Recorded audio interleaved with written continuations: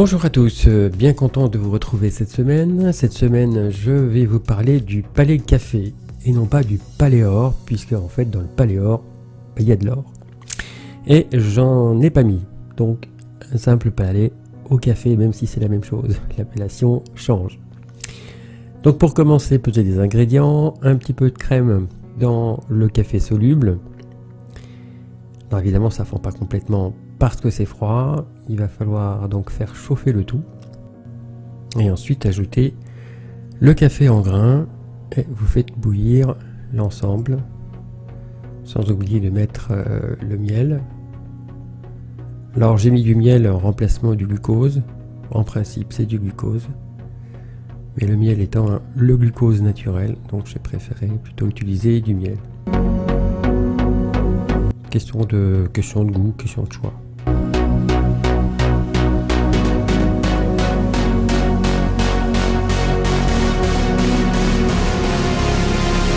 Donc vous laissez infuser environ 10 minutes. Donc il se peut que ce soit un petit peu froid, alors quitte à le réchauffer un petit peu de manière à ce que cela fonde ensuite le chocolat. Si toutefois ça fond pas très bien, vous le mettez un petit peu au micro-ondes. Puissance maxi pendant 5 à 10 secondes, puis vous mélangez doucement, pas que ce soit trop chaud évidemment, c'est très léger. Alors donc là, un peu de praliné dans le chocolat, ça tout fond ensemble. Le praliné sert de rehausseur de goût, c'est pour faire ressortir le goût du café, puis ça ajoute une petite texture sympathique aussi. Voilà, c'est une ganache intéressante de ce point de vue.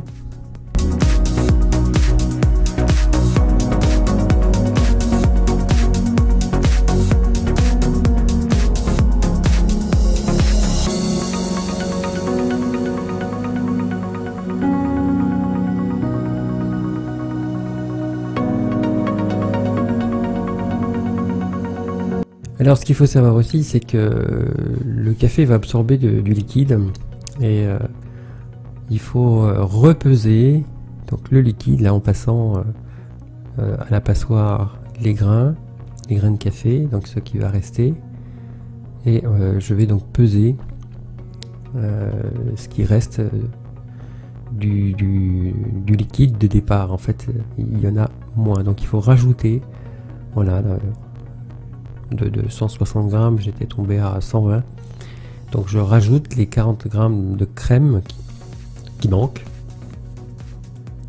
Ensuite mélanger, alors comme d'habitude, mélanger d'abord par le centre, créer une masse, et graduellement ensuite vous allez faire en sorte que le liquide rentre doucement à l'intérieur de cette masse, un peu comme une mayonnaise.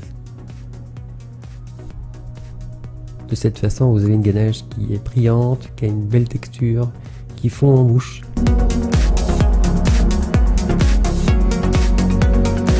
Faire attention de ne pas incorporer trop d'air.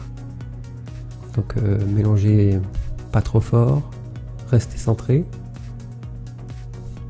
Voilà, et si ça manque un peu de chaleur, donc un petit peu de micro-ondes. Généralement c'est le cas.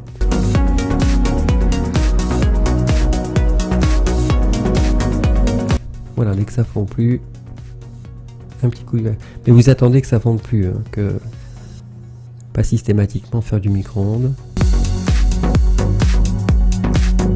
Alors pour rappel, une ganache, ça tient un mois, enfin une fois trempé, hein, votre bonbon tient un mois si vous le laissez au frigo.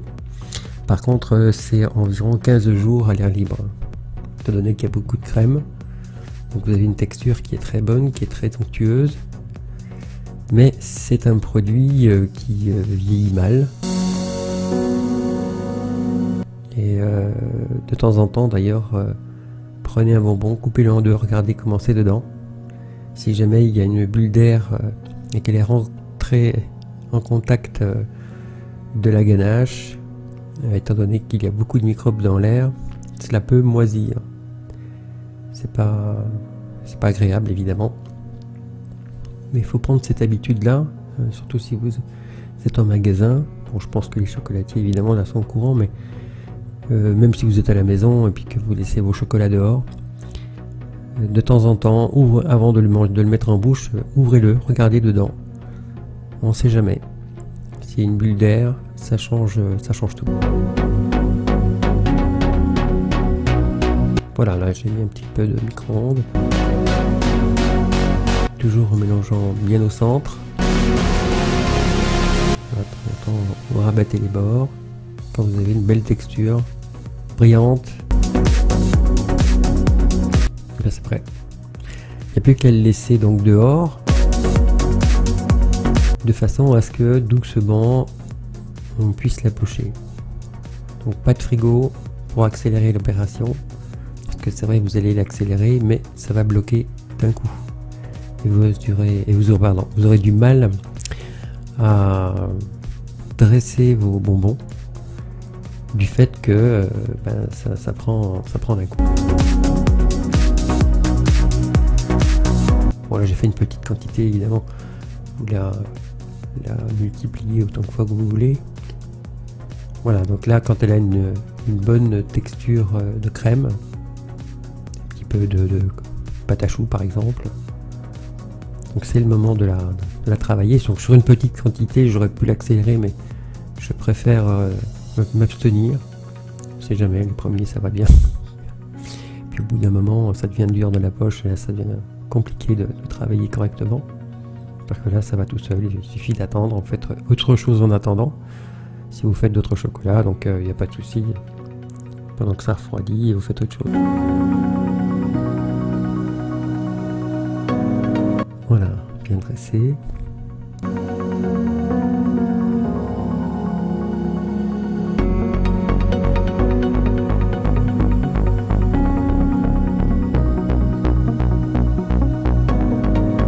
Ça fait quand même pas mal de petits bonbons. Un bonbon, c'est environ entre 10 et 15 grammes. Bon, évidemment, là, vous les faites de la taille que vous voulez. Bon, ils sont assez conséquents, on peut les faire plus petits. Généralement, c'est un petit peu plus petit. Voilà, avec une feuille de rhodoïde, je viens placer le haut et j'aplatis avec une plaque, de façon à avoir un plat qui soit régulier. Alors ici, on rentre un petit peu dans le nerf de la guerre pour pouvoir mettre au point une couverture de chocolat noir. Il y a donc un principe fondamental qui, pour avoir un chocolat à la fois brillant, craquant, il va falloir faire ce qu'on appelle la courbe de température, qui consiste à chauffer le chocolat noir, en tout cas à 50-55 degrés dans un premier temps, puis le redescendre à 28-29 degrés et le remonter à 31-32. Regardez d'ailleurs dans vos achats de couverture, c'est plus ou moins pareil, il y a en général 1 à 2 degrés grand maximum qui peuvent changer, mais globalement c'est 50-55, on redescend à 28-29 et on remonte à 30-31.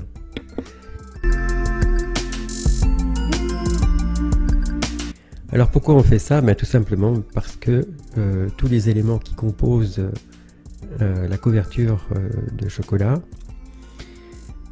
principalement des corps gras, j'entre pas trop dans les détails, mais simplement on appelle cristallisation, c'est-à-dire que tous les éléments doivent s'assembler selon un certain ordre, et c'est par la température que les choses se font.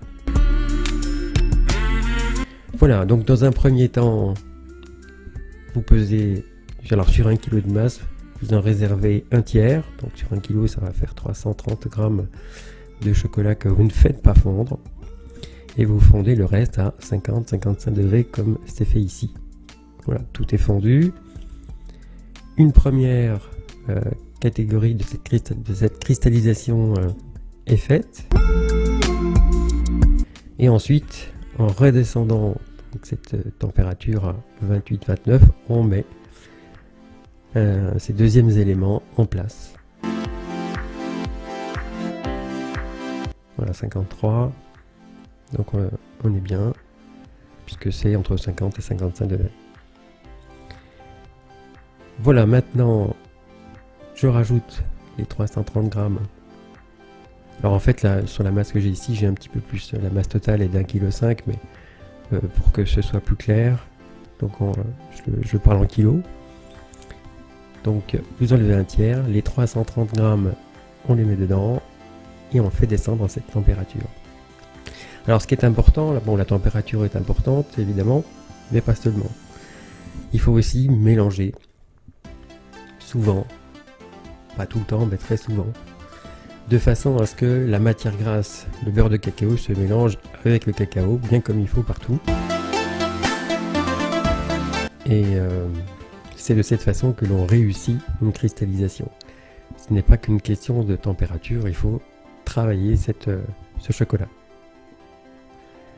Donc vous voyez, ça fond relativement vite au départ, puisqu'on est à 53 degrés. Et puis ça va descendre assez fortement au début, et puis doucement en fait on va atteindre la température de 28-29 degrés. En principe ça fond totalement, ça résiste un petit peu à la fin.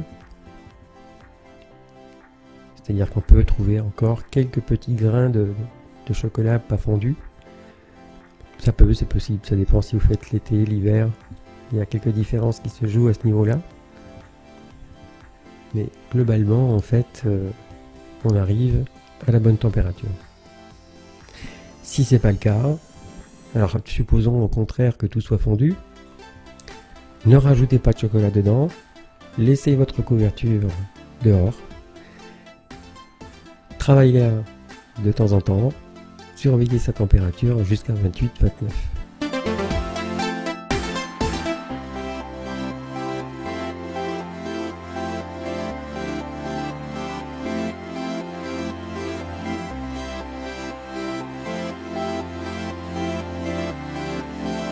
Souvent les températures, les couvertures de chocolat se mettent entre guillemets au point, j'allais dire pratiquement toutes seules. Bon, c'est pas tout à fait le cas puisqu'il faut quand même les mélanger, mais elles y viennent doucement, il faut pas trop brusquer, ça sert à rien. Si vous rajoutez du chocolat, les grains en fait seront relativement épais. Alors ça dépend, si vous prenez du chocolat que vous coupez très finement et qui fond rapidement, alors là pas de souci. Mais sinon il est souhaitable d'attendre.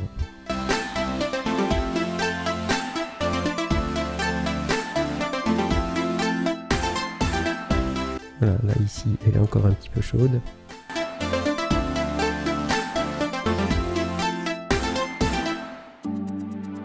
Donc c'est ce que je vais faire, je vais la laisser tranquille jusqu'à ce qu'elle soit à la température idéale. Alors si vous avez des truffes à faire, eh bien c'est le moment, parce que les truffes en fait, étant donné qu'on va les tremper dans de la poudre de cacao, vous n'avez pas spécialement besoin d'un chocolat brillant. On n'a pas besoin du tout de chocolat brillant. Donc vous pouvez les tremper ici dans de la couverture qui est un petit peu trop chaude. Ça vous fait gagner du temps. La couverture, pendant ce temps-là, elle va descendre. Et vous pouvez ensuite la remonter de 28 à 28-29 hein, à 31 degrés. Grand maximum 32.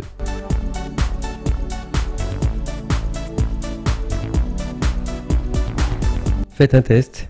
Prenez un petit peu une petite feuille de papier sulfurisé, trempez-la une face dedans, mettez au frigo, au réfrigérateur, et la couverture doit cristalliser en 15 secondes.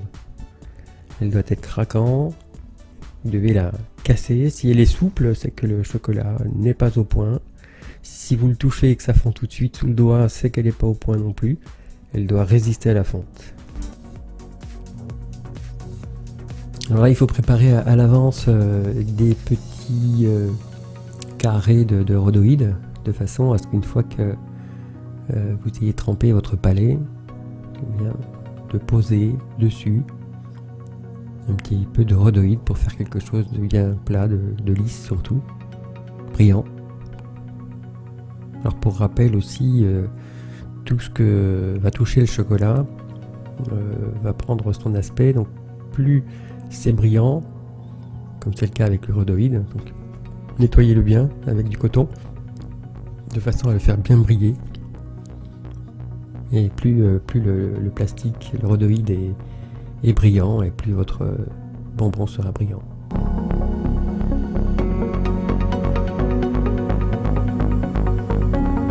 Voilà, donc à nouveau c'est un travail de patience, de façon à les tremper tous, un par un.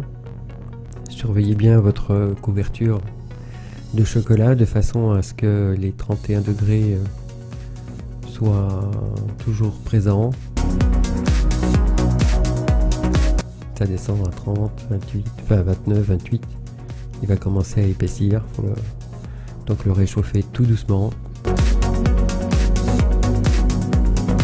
de manière à le maintenir le plus possible à 31 degrés.